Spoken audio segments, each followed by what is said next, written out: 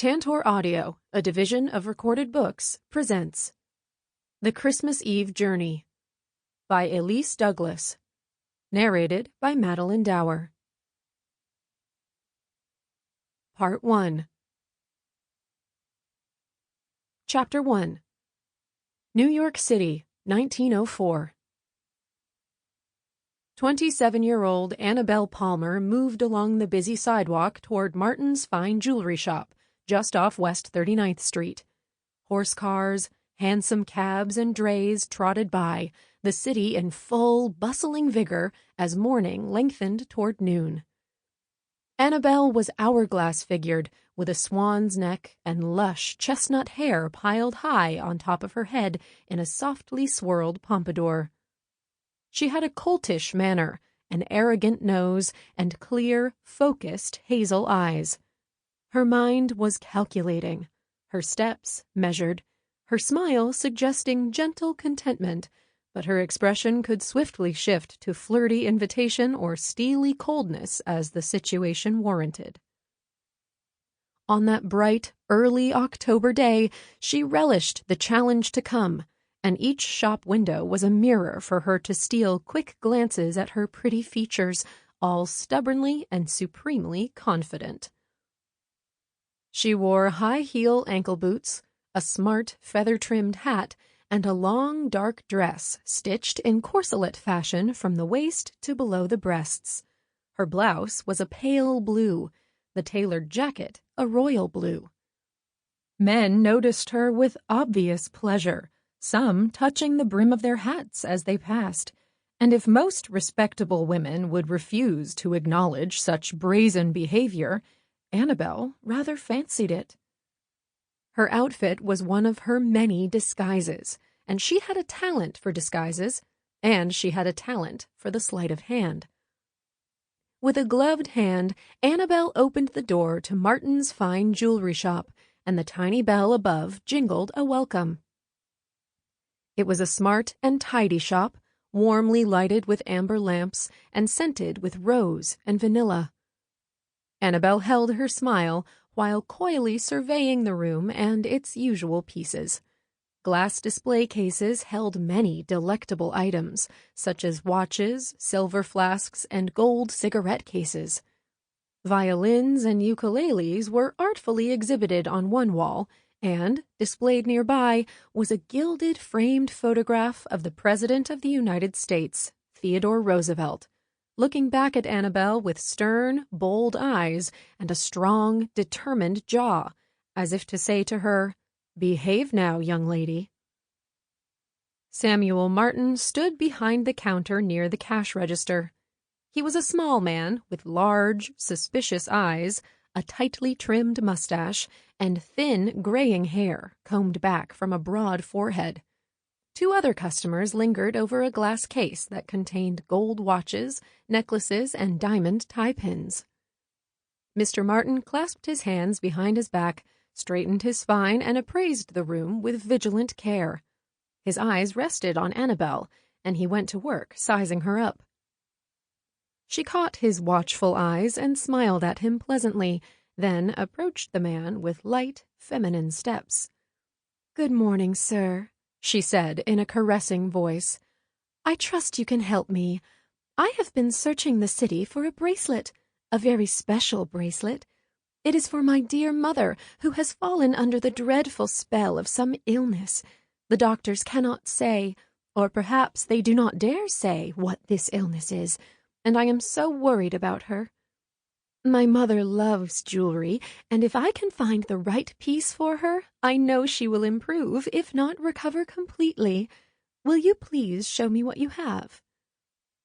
Samuel's eyes softened on her. She was quite attractive, in her late 20s, well-dressed in the latest fashion, and wearing a stunning diamond brooch.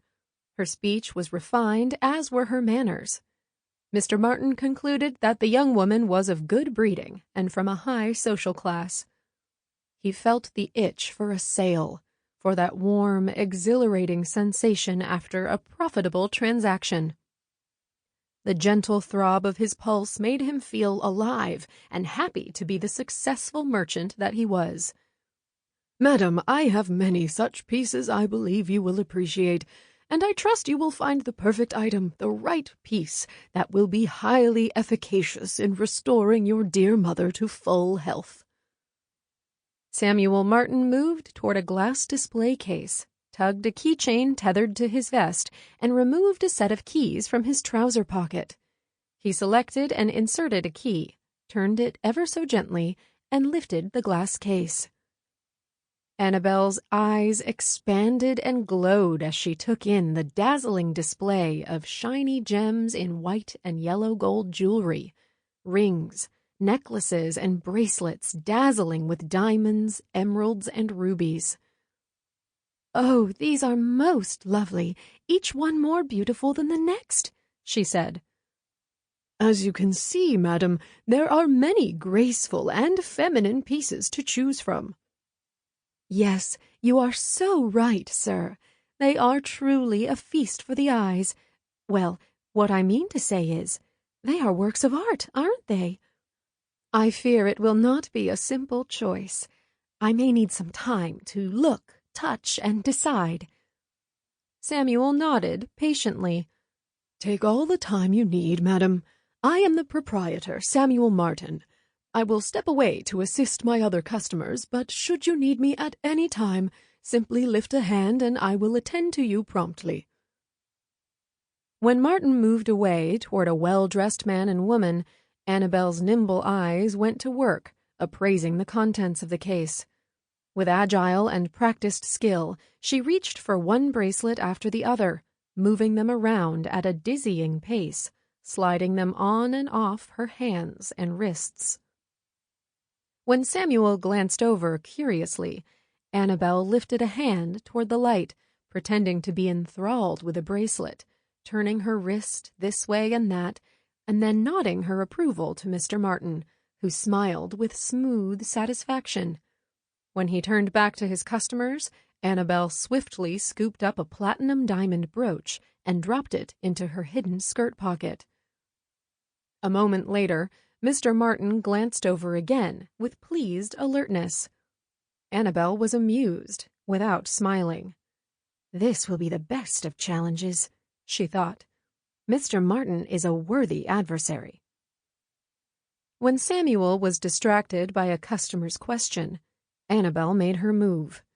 With expert skill, she slid a pricey ruby and diamond bracelet into her opposite hidden skirt pocket. She kept her poise, staring into the case as if perplexed, as if she were struggling to decide.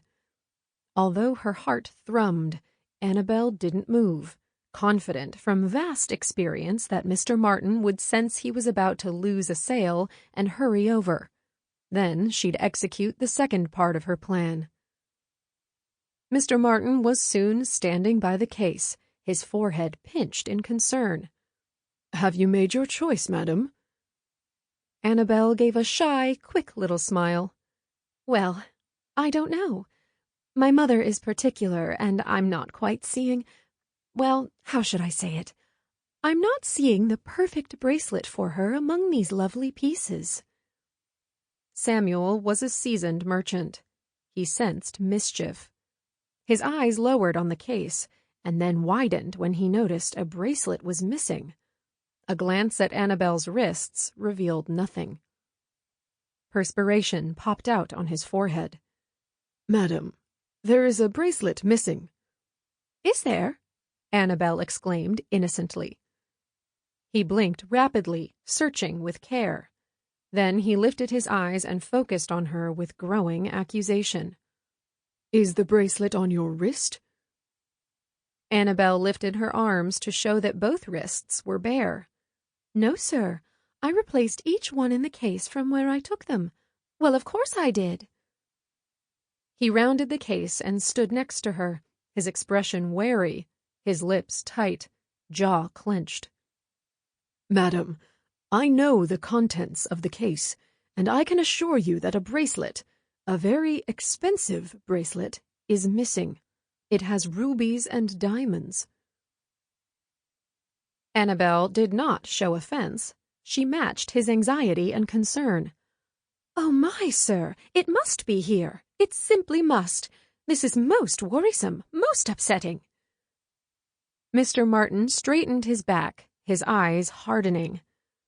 "I will not be mocked, young lady. That bracelet was in this case when you walked in here, and I can assure you that I have not opened it for anyone else this morning." Annabelle's eyes darted about, examining the area. She bent and searched underneath the case, appearing flustered. "It must be here, sir. It simply must." In the distraction of the moment, Mr. Martin did not notice Annabelle's left hand slip inside her secret pocket, draw out the bracelet, and stealthily lay it on the floor. This sleight of hand trick had been relentlessly practiced and successfully executed many times before. "Oh my, Mr. Martin," she exclaimed, "here is your lovely bracelet. It is here beneath the case."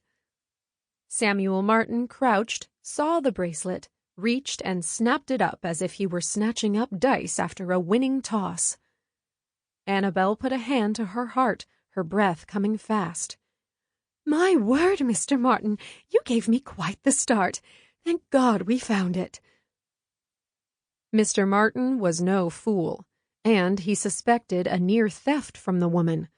But his relief at finding the bracelet diverted him from returning to the case to examine it further. His voice was calm, controlled, but firm. "Will you be purchasing anything, madam?" Annabelle was all fluttery. "I am so distraught now, Mr. Martin. I will need some time to recover my wits before I decide. Perhaps I'll return later today or early tomorrow." Mr. Martin's eyes were large and cold. "Then a good day to you, madam." Annabelle smiled sweetly. "Thank you, sir, and a good day to you." Outside, Annabelle turned and walked briskly east, across 39th Street, her chin up, her throat tight, her heart pounding. She didn't have much time. Mr. Martin would soon discover her ruse, that she'd returned the bracelet, but kept the diamond brooch. She removed her hat, then released the 2 pins that held her hair in place, letting her hair drop freely to her shoulders. After she'd slipped out of her jacket, tucking it under her arm, she felt a bit safer. Annabelle glanced back over her shoulder, ducked into an alley, found a trash can, and stuffed her hat and jacket inside it, under some coal cinders. There was a ladies' shop nearby, one she'd scouted 2 days ago. Inside, she purchased a bottle green pleated dress and a light winter coat, changing clothes in the fitting room.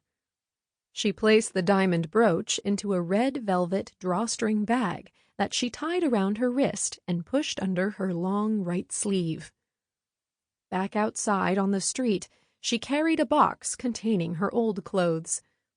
When she was sure she wasn't being followed, she walked 3 blocks and found another narrow, dank alley with garbage cans and 2 discarded wooden barrels. She darted in just as a black cat hunched his back, hissed at her, and then went skittering off into the dark depths. Annabelle recoiled, frowning. She'd always been a little superstitious, thanks to her frequently boozed-up mother, who had immigrated from northern England as a young woman and found work with a traveling circus, reading tarot cards and performing psychic readings. "You don't mess with the cards, dearie. They's the only truth in this world that you're ever gonna find. That is, the cards and a good glass of sweet gin. The cards don't lie and they don't steal, but they only tell the truth to those who know how to listen without ears, if you get my meaning." Annabelle did not get her meaning, and she never would. And she would never play with tarot cards or with anything else that might offer a glimpse into her future. Annabelle had just jammed the clothes box into a half-empty garbage can when her attention was suddenly drawn to an old, toppled-over lantern near a wooden barrel. She stood staring at it, gently captivated. The black, caterwauling cat startled her, and she jerked toward the sound, spotting the cat a short distance away, eyeing her with pale moon eyes. "Shut up and get away from me!"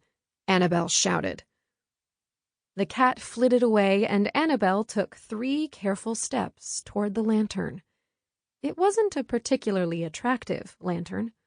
The wire guards were bent, and one of the panes of glass was missing, another cracked. But it seemed to call to her. Annabelle leaned over, reached for the wire handle, inhaled a breath, and lifted it. She was surprised by its weight. Why was it here, tossed into this grimy, damp alley? Without another thought, she started to exit the alley with the lantern in her hand. Just then, a policeman went striding across the entrance, glanced in, and saw her. Surprised, he came to a complete stop and faced her fully. She hesitated. Did he recognize her? Were the police looking for her? The sun fled the sky, sliding under a dark cloud. "Now what will you be doing in there, missy?" the cop said with an Irish accent. Annabelle did a quick examination of his face and eyes. No, he didn't recognize her. She saw the blooming light of attraction. Annabelle, ready for another performance, spoke to him in an English accent. "Well, hello there, officer. I'll be looking for me cat that has dashed off yet again. I've got me lantern here to help in the search, but I ain't found the rascal yet." "Shall I help you then?" "No, thank ye, officer. I must be off now before me husband gets sore and comes a-looking for me. I'll find the cat later. I always do. He won't go far from the food, you know, just like me husband, and just like most men, I'll be bound." At the mention of me husband, the policeman's face fell a little in disappointment. "All right then, missus," he said, touching his billy stick to his felt helmet. "You be careful in this alleyway. There's a gang of roughs who hang out here throwing the dice for a chance to strike it rich, and they've been known to have a good fight or two." Annabelle smiled. "I've got me own game of chance, don't I, officer?" "And what'll that be, missus?" "Matrimony. You know what they say. Matrimony is the only game of chance the clergy favour." He grinned. "Well, now, I'll not argue with that. But from the fine looks of you, I'd say your husband's a fortunate man." "And I thank you for that, and I'll tell the man as soon as he returns from the pub." "All right now, a good day to you." When he was gone, Annabelle breathed out a sigh and crept out of the alley, back into weak sunlight. She waved down a hansom cab, climbed inside, and told the driver to take her to Orchard Street. As the cab trotted downtown, Annabelle set the lantern next to her and gazed at it. "Well, old friend, what is your story? Now that I'd like to know." Chapter 2. Annabelle Palmer's second-floor, one-bedroom furnished apartment was clean and spare in the back hallway of an 8-story tenement building. It was a lower-middle-class building, an immigrant building and a family building, and that suited her just fine. She could have lived in one of the finer hotels in the city or taken rooms in a brownstone in a more fashionable and well-to-do neighborhood. She certainly had the money, but she didn't want to draw attention to herself, and she was nomadic, never living in one place for very long, in case the coppers got on to her. Annabelle had not left her apartment for 5 days, the time she usually sequestered after a successful heist. It was necessary to stay out of sight and be patient, to let some of the heat of the theft cool down. Time allowed the cops to grow weary and bored with the search, and they'd lose their edge. Some would be pulled from the case and placed on a larger theft, a kidnapping or a murder. 5 days always seemed to do the trick. The day after the heist, Annabelle had found an article on page 8 of the New York World, one of the 2 newspapers she had delivered to her door every day. The headline read, "Brazen Daylight Robbery by Female." Martin's Fine Jewelry Shop off West 39th Street was the unfortunate target of a jewelry theft yesterday morning. Police are looking for a young, attractive woman, well-dressed and well-spoken. The police believe she has struck before, noting the style and character of the theft. Detective Amos Hackett stated that the young woman poses as various personalities, both young and old, adapting her costumes and makeup accordingly. He added, "She disguises herself so successfully that making a positive identification of the young woman is a time-consuming, arduous task. But we'll catch her. Make no mistake about that. Thieves are never as smart or as lucky as they think they are." It was reported that the woman took money and jewelry worth over $5,000 before making her daring escape.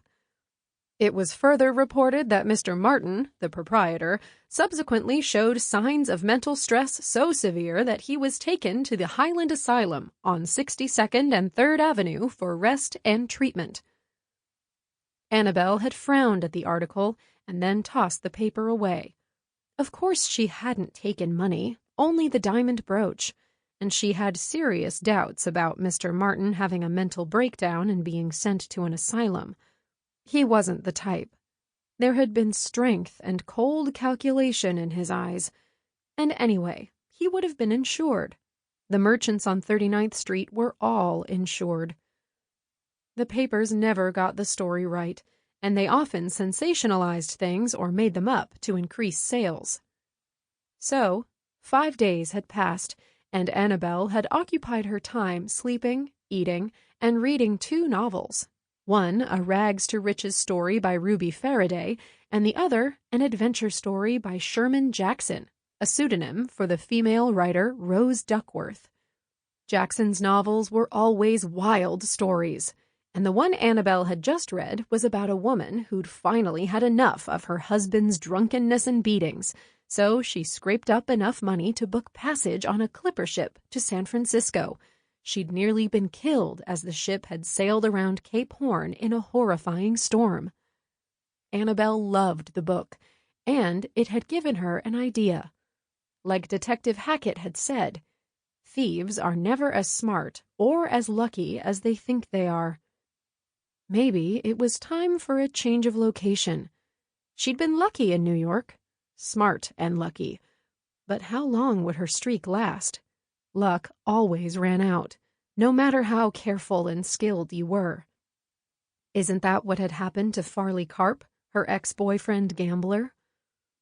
On Monday night, 6 days after the heist, Annabelle ventured outside for the first time, wearing a frumpy, drab gray dress, a frayed, thin coat, and a white shawl covering her head and shoulders. To add age, she used a makeup technique she'd learned from an actress in the circus she and her mother had traveled with when she was a preteen. First, she applied light foundation over her entire face, and then blended in a dark foundation where she wanted to create creases. Next, she applied light and dark foundation to highlight the creases and wrinkles, and then she dusted translucent powder over her entire face to lock the makeup in place. Finally, she added even more powder, making her skin appear rough and old. Fog spilled out of the sky and rolled through the city as Annabelle wandered the streets, stopping in a dim cafe for dinner. Sitting alone at a back table, she ate boiled beef, cabbage, and a potato. It wasn't bad, and it reminded her of her father, her loser of a father. He'd loved boiled beef and cabbage. At a table close by were 2 uniformed cops eating beefsteaks, beans, and potatoes. They mumbled complaints about the weather, their jobs, and their wives. Annabelle smiled inwardly and thought, "Hello, coppers. Guess who's sitting so close to you she could spit on you. And she would love to spit on you. I'm Annabelle Palmer from Brooklyn. I'm Agatha Parks from Pittsburgh. I'm Prudence Riley from Dublin. I've made more money in my brief life than you'll ever see in your long ones. That is, if some petty scoundrel doesn't shoot you while you're walking your beat." Annabelle drained the last of her coffee and eased back confidently in her chair. A life on the run had not always been an easy one. Yet, for Annabelle, the rush of criminality was a considerable incentive. She loved the challenge. She loved the excitement and the thrill of walking away with a piece of jewelry that was worth more than those 2 coppers would make in 20 years. Annabelle didn't see herself as a thief, a criminal, but as someone outsmarting a world that wanted to keep her and all women down. A world that forced women into low-paying jobs, forced them to be clerks or secretaries or seamstresses, working 12 to 14-hour days. An even worse fate was to be the wife of a man who controlled her, beat her, and abused her. Annabelle was not currently involved with a man, nor would she ever let herself be at the mercy of a man again. Once was enough. She'd learned her lesson, and it had been a hard and brutal one. Back outside, a misty rain dampened the cobblestone streets, and fog shrouded the street lamps, making the world appear eerie and out of focus. She hated to admit it, but a night like this made her lonely, and it made her a little mean, although she didn't know why. She rambled for a time while carriages clopped by, a dog barked in the distance, and a baby cried from an upper window. Finally, Annabelle found herself near Shanty's saloon. Why she stopped and why she even considered going in was beyond her. She knew Farley Carp hung out in there. He was a no-good bum of a gambler, but he was handsome, and he was funny, and he was a magnificent lover. She filled her lungs with cool night air, pushed the door open, and stepped inside, hoping he wouldn't be there, and hoping he would. It was a cheerless place, filled with dim light and shadows. No one gave her a second look, a haggard old woman in shabby clothes. Annabelle allowed her eyes to adjust to the dusty light and peer through the clouds of cigar and cigarette smoke. Conversation was loud, the language rough, and the characters rougher. Some were old seamen, some were dock workers, and others, like Farley, were no-good, cheating card sharks, or worse. The tables were round, wooden, and rickety. The chairs rocked and leaned. The bar was stuffed with smelly men and brassy women, all clutching mugs of beer, their faces shiny, eyes bleary, laughter harsh. Annabelle spotted him. Farley was easy to spot. He stood at the corner of the bar, his back straight, his face half in and half out of light from an overhead hanging lamp. His raven black hair gleamed, his black suit fit to perfection, and his black boots gave him height, almost 6 feet. He was chatting up a cheap-looking buxom blonde whose lips were painted, whose cheeks were painted, whose eyes held lust. Annabelle grinned and started over. When she was but 3 feet from Farley, she paused. He gave her a dismissive glance and returned his seducing attention back to the blonde. Annabelle stayed planted, staring at him. He swung another glance at her, looked her up and down with obvious displeasure, and angled his body away from her. In a Cockney accent, Annabelle said, "Giz a butchers at that then, will ya?" Farley sighed and looked at her. When he spoke, it was in a slow, southern drawl. "What did you say, madam?" "Get out of it. You'll be hearing what I'm saying to you, you do. Do I got to translate? Well, all right then. I said, let me have a look at you then." Farley summoned the last of his patience. "Look, madam, with the kind respect I can summon for this unhappy occasion, I am not giving you any money, so you'd best be on your way now like a good old lady, and don't you further disturb me and my fine lady here." At that moment, a heavy, round-faced black man pounded the table and shot up, his face wadded up in anger, his chest broad, his forearms thick. When he spoke, his voice was a rich, booming bass baritone, his eyes glassy from drink. The room fell into startled silence as all eyes shifted to him. He lifted his arms to the heavens as if looking for angels. Sample complete. Ready to continue?